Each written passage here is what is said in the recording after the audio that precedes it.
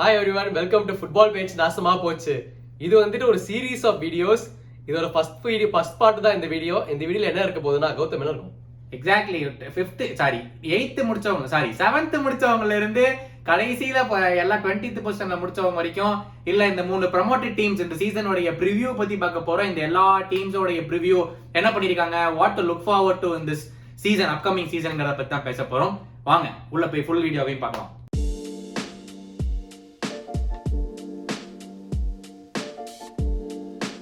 எங்களோட சேனலுக்கு நீங்க ஃபர்ஸ்ட் டைம் வந்து இந்த வீடியோஸ் பாக்குறீங்கன்னா மறக்காம இந்த லைக் அண்ட் சப்ஸ்கிரைப் பிரஸ் பண்ணுங்க.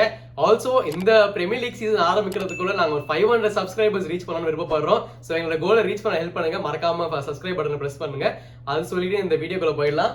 சோ ஃபர்ஸ்ட் நம்ம எந்த டீம் பத்தி பார்க்க போறோம் கௌதம்? எக்ஸாக்ட்லி டாப் 6க்கு அப்புறம் எந்த டீம் ஃபர்ஸ்ட் முடிச்சது? நம்ம வெஸ்ட் ஹாம். பயங்கரமான ஒரு சீசன் நம்மளுக்கு ஸ்டார்ட் பண்ணும்போது, but how to you think the season progressed until the end? அவங்க வந்துட்டு லாஸ்ட் சீசன் டாப் 4 கம்பீட் பண்ணுவாங்கன்னு நினைச்சிட்டு இருந்தோம். அது அப்படியே டம்பிள் லைக், பட் கடைசியில பரவாயில்ல. அட்லீஸ்ட் ஃபினிஷ்ட் இந்த 7th position. So it's good. Europa conference league வந்துட்டு செக்யூர் பண்ணிருக்காங்க. At least some European football. அவங்க வருஷம் இப்போ யூரோப்பியன் ஃபுட்பால் ஆடுறதே வந்துட்டு ஒரு நல்ல டெவலப்மெண்ட் தான். So it's been good. And உங்களோட டிரான்ஸ்ஃபர்ஸ் பத்தி நம்ம பேசலாமே. எக்ஸாக்ட்லி பெரிய news. Mark Nobel has finally retired at West Ham United. ஒரு பெரிய ஒரு legend, club legend. So will they miss him? He didn't start for the last 2 seasons, so technically they wouldn't miss him. But he's one of he's a legend. Obviously, he has all the respect for all Premier League fans. It's a good retirement. Exactly. In terms of incomings, Agward, Ariola, Kelly and Downs வாங்கிருக்காங்க. They're just trying to strengthen up their reserves and I think though none of them will go into the starting lineups. இல்ல Ariola is a very good signing because அவங்களோட Lucas Fabianski has been poor actually in the last few seasons and he hasn't been able to cope up with the European இதுவரை. So ஆரியோலா வந்துட்டு பிஎஸ்சில இருந்து ஒரு experience keeper வர வச்சிருக்காங்க. So அது வந்து டெஃபினட்டா ஸ்டார்டிங் லைன் நம்மளுக்கு போறோம். So that will be one of the more exciting signings for West Ham. But both are similar age group நினைக்கிறேன்ல. Will he go into the starting line அப்பா அப்படிங்கிறது தெரியல. I think he will be. நான் சொன்ன மாதிரி Lucas ஃபேபியான்ஸ்க்கு வந்துட்டு been the top notch player. He was a couple of years back. So இவன் வந்துட்டு I think Areola is more experience from the top flight team. So அதனால எனக்கு தெரிஞ்சு he get in the starting. So West Ham narrowly missed out on Europa League last day. ஜெயிச்சிருந்தாங்கன்னா Europa League போயிருப்பாங்க. Do you think that is their realistic target this time around? I think இந்த வாட்டி 7th முடிச்சது வந்து it's a good achievement தான் for West Ham United. But again நீ சொன்ன மாதிரி யூரோப்பா லீக் தான் ஒரு realistic target. Let's see if they get to that position because இந்த வாட்டி இன்னும் கஷ்டமா இருக்க போகுது with the number of teams competing there. Exactly. Next up, moving on, Leicester City. மேல இருக்காங்க, டக்குன்னு கீழ வராங்க, மறுபடியும் இங்க வராங்க. What is their setup? வாரம் ஸ்டாக் மார்க்கெட் மாதிரி ஏறி இறங்கிட்டு தெரியல. பட் லெஸ்டர் சிட்டி ஆமா நம்ம சொல்றப்போ ஆல்மோஸ்ட் அந்த பாட்டம் ரெலிகேஷன் ஜோன் கிட்ட போனாங்க. திடீர்னு வார்டி வந்தா கம்ப்ளீட்டா டர்ன் அரவுண்ட் பண்ணிட்டு they ended up back in 8th position, which is a very good result actually for Leicester City. But அவங்களுமே வந்துட்டு they have been seeing Europa League football for quite some time and சடனா எதுவுமே இல்லாம இருக்குது. So that's going to be upsetting. But again this season அவங்களோட incomings and outgoings பத்தி பார்ப்போம். அவங்க எந்த வித இன்கமிங்ஸுமே இல்லையே, யாரு டீமுக்கே வரலைன்ட்டாங்க. Outgoings not any one major, all academy players மாதிரி தான் அவுட் கோயிங் போயிருக்காங்க. So where do you see again Leicester? Can they pull off another heist? And on top of that, to Yuri Tielemans வந்துட்டு Brendan confirm that he will be leaving the club. So அவங்களோட main midfield magician கிளம்ப போறான், which is going to be disappointing. ஏன்னா incomings யாருமே இல்ல. Leicester are not financially well off to sign new players at the moment. So it is going to be another difficult season. Only if Brendan Rodgers pulls off, it will be a good season. Exactly. Again they might be targeting Europa League as well. Probably Champions League இல்லையே. இவங்களுக்கு ஒரு player படுத்தா கூட மொத்த team போற நிலைமையில இருக்கு. இந்த டீமே வந்துட்டு ஒருத்தனை நம்பி தான் இருக்கு. ஜேமி வார்டி எல்லாருக்கும் தெரியும். ஸோ அவன் இல்லாதப்போ வந்துட்டு டெஃபினட்டா will be injured at some point in the season. So அப்படி இருக்கிறப்போ they cannot hold up. ஏன்னா ஏனாச்சும் தாக்காவும் அந்த அளவுக்கு பெர்ஃபார்ம் பண்ணல. ஸோ அந்த வாடி டப்பி தான் சீசனே இருக்குது. எப்படி நடக்குதுன்னு பார்ப்போம். எக்ஸாக்ட்லி. நெக்ஸ்ட் அப் பிரைட்டன். ஃபர்ஸ்ட் என்னது டாப் யூரோப்பா லீக்கு சேலஞ்ச் பண்ணுவாங்கன்னு பேசிட்டு இருந்தோம் சீசன் ஸ்டார்ட் அப்போ. ஃபர்ஸ்ட் என்னமோ 7th 6th பொசிஷன்ல தான் எனக்கு 10 கேம்ஸ்க்கு அப்புறம். பிரைட்டன் வந்துட்டு one of the underdogs of the Premier லீகா இருந்தாங்க. பிகாஸ் அவங்கள அவே ஆடும்போது it is been very difficult. One of the Stokes மாதிரி கவர்மெண்ட் பீட்டஸ் ஸ்டோக் பாருங்களா, அந்த மாதிரி தான் ஆமெக்ஸ் ஸ்டேடியம்ல போய் அவங்க டிஃபீட் பண்றது கொஞ்சம் கஷ்டமா இருந்தது. they have defeated all top teams including Arsenal, Manchester United and others to mention. So they are the force to be reckoned. ஆனா இதுல முக்கியமான விஷயம் என்ன பார்க்க வேணும்னா பிசுமா and potentially குக்கரலா கிளம்பிடுவான். So it is going to be a tough replacement for them to do. அது இல்லாம their incomings have not been something that we know of. ரொம்ப எக்ஸ்பீரியன்ஸ் ஆர் ப்ரூவன் பிளேயர்ஸ் கிடையாது. பட் அவங்க அவுட் கோயிங்ஸ் பார்த்தோன்னா notably நான் சொன்ன மாதிரி Bissouma's the biggest disappointment to leave. But yeah அந்த மாதிரி வரதும் பெருசா இல்ல. Do you think Cucurella has to leave? எனக்கு இந்த क्वेश्चन திருப்பி இருக்குன்னா கேன்சலோ தான் ஸ்டார்ட் பண்ணுவான். So does Cucurella போகணுமா? I think at this point of his career he should stay. Realistically he should stay, but நல்லா யோசிச்சு பார்த்தோன்னா Man City do not have a backup to Cancelo, who is already not starting the left back, national position left back கிடையாது. He's just playing there. So அவன் இல்லாதப்போ they need someone else to cover. அப்படி பார்க்குறப்ப Cucurella is a good option.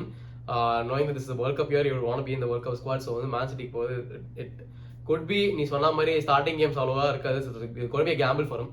Exactly. So again Brighton might aim again to finish on top of the table. Top of இது வந்து கொஞ்சம் signings நிறைய பண்ணாததுனால I am sceptical, but பார்ப்போம். Okay, next up Wolves. இவங்க என்ன பண்றான்னு அவங்களுக்கே தெரியலப்பா. Wolves வந்துட்டு ரொம்ப அப்ஸ் அண்ட் டவுன்ஸ் பார்த்தாங்க. நம்ம நிறைய ஆக்சுவலாக நல்லா ஆடிட்டு இருந்தாங்க ஃபர்ஸ்ட் ஹாஃப் ஆஃப் சீசன்ல. நானுமே ரொம்ப இம்ப்ரெஸ் ஆனேன். எல்லாருமே பார்த்துருக்கீங்க அவங்க எவ்வளோ ஒரு பியூட்டிஃபுல் ஸ்டைல் ஆஃப் ஃபுட்பால் ஆடிட்டு இருந்தாங்க. But nothing work out for them in the end. நிறைய series of losses and their manager got sacked. அது வேற நோட்டபிளி நம்ம பேசி ஆகணும். ஸோ இப்போ ஒரு புது டீம் அண்ட் புது மேனேஜர் அவங்க எப்படி ஜெல்லாக எப்படி பெர்ஃபார்ம் பண்ணுறாங்கன்னு பார்க்கணும். Talking about the transfers, out goings, obviously நிறைய அவுட் கோயிங்ஸ் இருந்திருக்குது. And Roman Saiz, நம்ம பேசி ஆகணும். One of their main players has been released. The contract expiry, he's left the club, which is a very big disappointment knowing that he has been the key figure. அது இல்லாம there is Adama Traore has come back from loan from Barcelona. Barcelona பயங்கரமா விளையாண்டான் the remaining half of the season. உண்மையாவே நல்லா விளையாண்டான்பா. Real Madrid கேம்லலாம் அவன் தான் போட்டு பிரிச்சு எடுத்தான் ரியல் மேட்ரிட். நான் ஃபுல் கேம் உட்கார்ந்து பார்த்தேன். So he's played well. Again it brings back Raul Jimenez, Traore, அவங்கள பொடன்ஷியலா நெட்டோலா இருக்காங்க. But can they challenge for Europa League? இன்னொரு இம்பார்ட்டன்ட் நியூஸ்னா ஜாவா மார்டினி has extended his contract for 1 more year, so he's been pivotal in the midfield. So that is good. இது and apart from that they have no European football in the season. இந்த வருஷம் அவங்க வந்து target பண்ணலாம் UEFA Conference League maybe 7th முடிக்கிறது அவங்களோட realistic டார்கெட்டா இருக்கும். ஏன்னா அவங்களுமே வந்து குட் பிசினஸ் பண்ணல இந்த ட்ரான்ஸ்ஃபர் விண்டோ வரைக்கும். ஸோ ரியலிஸ்டிக்லி ஒரு 7th பொசிஷன் முடிக்கிறது அந்த ஹையஸ்ட் பாசிபிலிட்டி அவங்களுக்கு. Yeah exactly. Moving on, the most wealthiest club in the world, Newcastle United. What a turnaround. Newcastle United நீ சொன்ன மாதிரி has done another very good transfer window. இந்த வாட்டியுமே they have been signing good amount of players. அது மட்டும் இல்லாம இன்னும் sign பண்றதா பேசிட்டு இருக்காங்க. ரியலிஸ்டிக்கலி இந்த டீம் ஜெல் ஆகணும். நம்ம சொன்ன மாதிரி நிறைய புது பிளேயர்ஸ் எடுத்துட்டு வந்தாலும் ஒர்க் அவுட் ஆகுமான்னு தெரியல. But they have a very good manager, and on top of that the team has played well in the second half of the season after the transfer window. So they are building a solid team. நல்ல performance இருக்குது.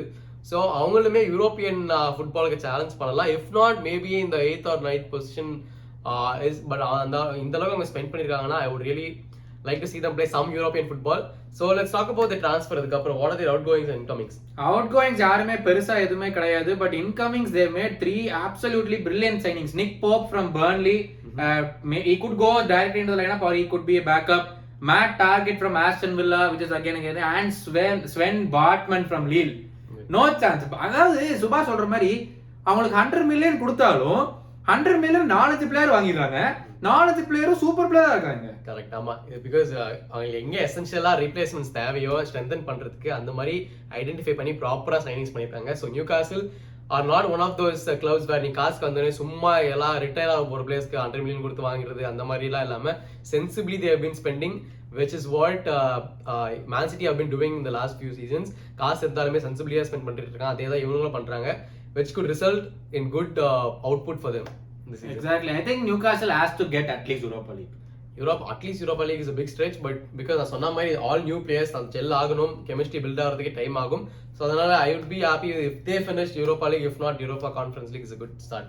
Exactly. So Crystal Palace. Crystal Palace again, it's good team to play against because at some moments அவங்க வந்துட்டு நல்லா ஆடுவாங்க, especially in the mid of the table, like mid of the season சொல்றப்போ when it's been difficult for all teams. அப்போ வந்துட்டு நீ Crystal Palace ஆடணும்னா it's going to be a difficult time to play them. ஏன்னா நம்மளே பார்த்துருக்கோம், they have defeated Arsenal, they have defeated Manchester United, maybe எல்லாரையுமே ஒண்ணு போட பிரிச்சிட்டாங்கப்பா. அதெல்லாம் நீ கணக்குலயே சேர்த்தாத. சரி அதான். But anyway I'm saying that they can defeat top teams. Again நம்ம வந்து outgoings பார்த்தோன்னா Conor Gallagher has left, 1 year loan ஆடினா is left.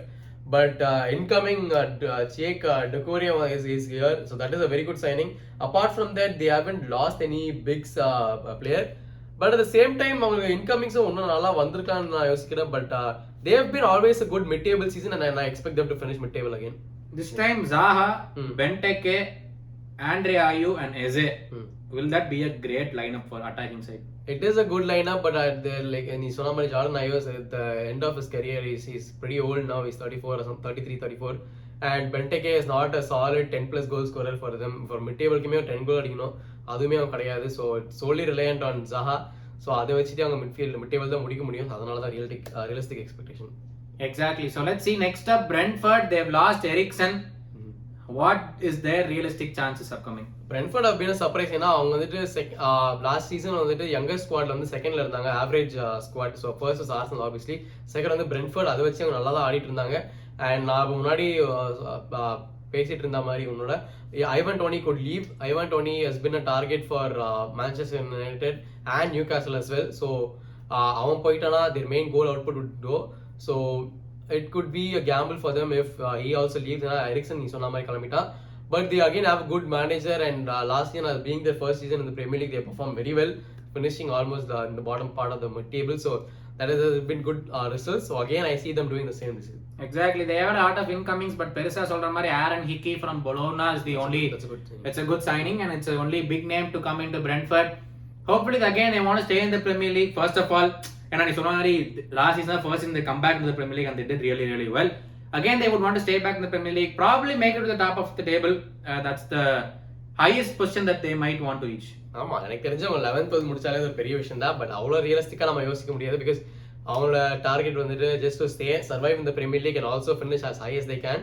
பட் யா, பாப்போம் எப்படி பெர்ஃபார்ம் பண்றாங்க. Next up Stevie G's Aston Villa.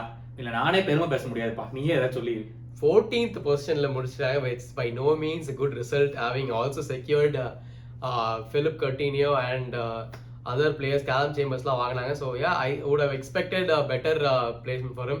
But அவன் அந்த அளவுக்கு பெர்ஃபார்ம் பண்ணல last season. This season it could be top half of the table ல முடிக்கிறதா அவங்களோட ரியலிஸ்டிக் எக்ஸ்பெக்டேஷனா இருக்கும். They have had good incomings actually. They have had Philip Coutinho on a permanent transfer. He's going to be there for the season. Diego Carlos from Sevilla. Yeah, Sevilla lende. So they got players from Sevilla, they got a player from Roma, Robin Olsen, and from Rangers on a pariya club. So they have all players that have played in the European football. So அது வந்து நல்ல experience கொண்டு வரும் Aston வில்லாக்கு. Their outgoings obviously Matt Target lose பண்ணிட்டாங்க, which is a sad one. And Trezeguet has been phenomenal. அவனும் நல்லா ஆடிட்டு இருந்தா, but lack of game time நல்லா கிளம்பிட்டான். So their two key players have left the club. So இதை வச்சுட்டு Stevie G வந்து டாப் ஆஃப் த டேபிள் முடிப்பானா இல்லையான்றது it's a big question. I think it is a need. He has to finish the top of the table. ஏன்னா இவ்வளோ பெரிய ஒரு club, இவ்வளோ பெரிய ஒரு ஹிஸ்டரி உள்ள ஒரு கிளப்பை வந்து Stevie G கொடுக்கும்போது, S he wanted to keep them in the Premier League this season. ஏன்னா ரெலிகேஷன் இருந்தாங்க வரும்போது. ஸோ 14 முடிச்சா இவன் குருவ லோக்கலியா எனக்கு தெரியுது, பட் இருந்தாலும் I think their realistic expectation should be or must be to finish in the top of the table. Absolutely, I agree. So next up Southampton. இவங்களை என்னதான் சொல்றது, Southampton ஆர்ட்ஸ்ல மட்டும் தான் போட்டு பிரிச்சு எடுக்கறாங்க. அது எப்படி தெரியலப்பா, அது எப்படி நடக்கிறதா. But yeah, coming to this topic, Southampton have been good in the last few seasons, but last season மட்டுமே அவங்க பாட்டில் பண்ணிட்டாங்க. They were performing very well actually. For a brief time they were in mid table and a little bit top of the mid table வேற. So அப்படி இருக்கிற club வந்து last நிறைய series of losses நல்லாவே perform பண்ணல. So அவங்களோட incomings and அவுட்கோயிங்ஸ் பத்தி பார்ப்போம். Southampton have made a lot of signings actually. They have made 6 signings. அதுல வந்துட்டு they have had a player from Man City, Gavin Bazunonu, but no marquee signing at this point.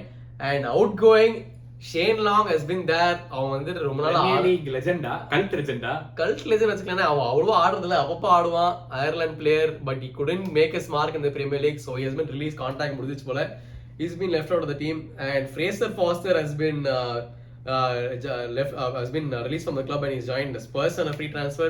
So அவங்களோட keeper backup போச்சு. So அப்படி இருக்கிறப்ப again survival is the ultimate achievement for Southampton in the season. Exactly. Next up நம்ம Frankie L ஓட Everton side. They have lost Richarlison. Now what is their target? என்ன plan? Key பிளேயரை miss பண்ணிட்டாங்க. And on top of that அந்த மணியை வந்துட்டு அவங்க பெருசா ஏதோ சைன் அப் பண்ணல. And seeing from their pre season game against Arsenal, they still have their defensive problem because game starting to entering Arsenal press பண்ணிட்டு இருந்தாங்க. they have a lot of youngsters playing out well, but Delhi Ali has been a liability எனக்கு கேட்டனா இந்த கேம்ல வந்துட்டு ஒண்ணுமே perform பண்ணல அந்த ப்ரீ சீசன் ஃப்ரெண்ட்லில. ஸோ யா அவங்க வந்துட்டு James Tarkowski he played well அந்த கேம்ல actually. So proper centre back sign பண்ணீங்க தட் ஃப்ரீ, அது மட்டும் தான் அவங்க சைன் பண்ணீங்க, அது free transfer. I don't know, they have been financially down, ஏன்னா வந்துட்டு முடிச்சது பாட்டம், இதனால அவங்களுக்கு கேஷ் ப்ரைஸா வந்திருக்காது, அவங்களுமே ஃபினான்ஷியலி ஸ்ட்ராங் கிடையாது. ஸோ அப்படி பாக்குறப்ப they are in a very tough position right now. But do you think Frankie L has a plan? Frankie L ஒரு பிளான் இருக்குன்னு கேட்டா அவனுக்கு சர்வைவல் தான் போன வாட்டி ஒரு பெரிய விஷயமா இருந்தா அதை அச்சீவ் பண்ணிட்டாங்க. பட் இந்த season it be a very difficult task because Everton are one of the best teams இருந்த கிளப். இப்போ வந்து சர்வைவல் பேட்டில் பண்ற கிளப்பா மாறிடுச்சு. with no signings I don't see them finishing anywhere close to the mid table. Exactly, again difficult season for Everton and predict பண்றோம், but let's see how it goes. Final team to stay in the Premier League, Leeds United. அவங்க thought process என்ன? They've lost Calvin Phillips, they've lost Rafinha. இனிமே அந்த team என்ன பண்ணுவாங்க? But notably நம்ம பார்த்தோம்னா they've been one of the most active team in the transfer window. அவங்க loose பண்ண அந்த 100 million வந்து they've invested, they have brought in a lot of players and they have a very good manager, sensible signings. I see they can do very well this season.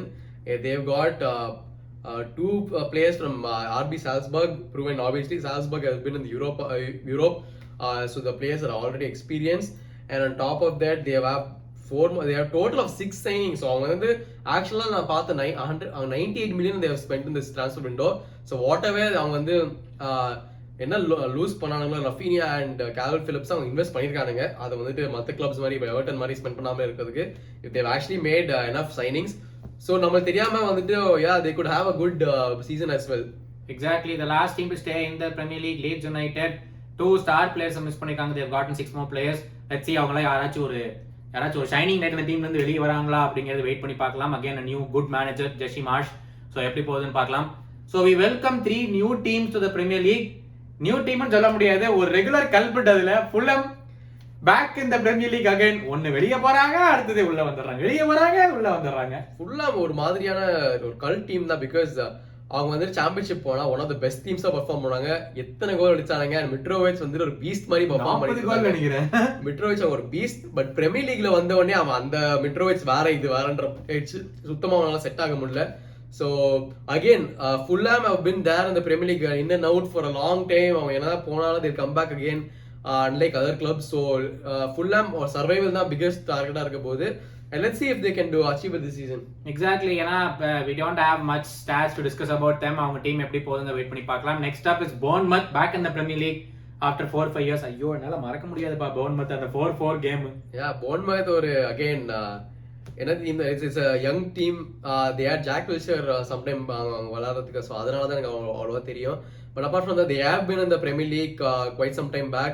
They have some experience there, but again coming back இப்போ வேற எல்லா டீம்ஸும் நல்லா signings பண்ணிட்டு இருக்கப்போ இந்த newly promoted team வந்துட்டு நல்லா harass பண்ணுவாங்க இந்த பிகர் டீம்ஸ்.